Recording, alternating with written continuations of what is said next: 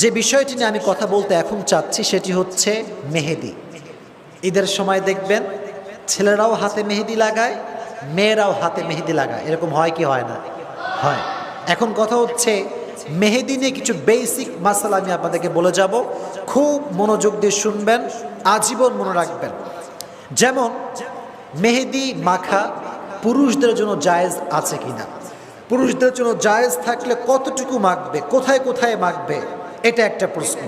আবার মেহেদি যদি কোনো নারী মাখে তার জন্য গোসল করার পরে তার গোসলটা হবে কিনা, বা অজু করলে তার অঙ্গ প্রত্যঙ্গে পানি পৌঁছাবে কিনা, অথবা কোনো নারী হায়েজ কিংবা নেফাস অবস্থায় মেহেদি লাগাতে পারবে কি পারবে না, ইভেন মেহেদি লাগানোর পরে অজুর বিধানটা কি হবে, প্রভিশনটা কি হবে, এ প্রত্যেকটা বিষয়ে জানার দরকার আছে না নাই? আছে, অবশ্যই জানতে হবে। এখন আসেন প্রথমেই যে বিষয়টি, সেটি হচ্ছে মেহেদি মাখা কতটুকু শরীয়ত সম্মত। রসুল করিম সাল্লাল্লাহু আলাইহি ওয়াসাল্লামের স্ত্রী আম্মা জান আয়েশা রাদিয়াল্লাহু তাআলা আনহার কাছে একজন মহিলা আসলো, এসে বলল, হে আয়েশা, মেহেদি মাখার ব্যাপারে রসুলের হাদিসের বর্ণনা আমাদেরকে শোনাও।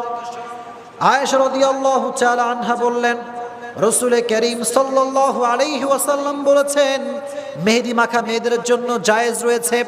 মেয়েরা চাইলে হাতেও মেহেদি মাখতে পারবে, পায়েও মেহেদি মাখতে পারবে, কোনো সমস্যা নাই।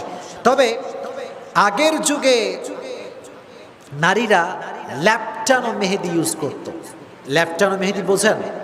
আগে বাড়তে হয়, গ্রামগঞ্জে এখন এগুলো হয়, গাছের থেকে পাতা নিয়ে আসা হয়,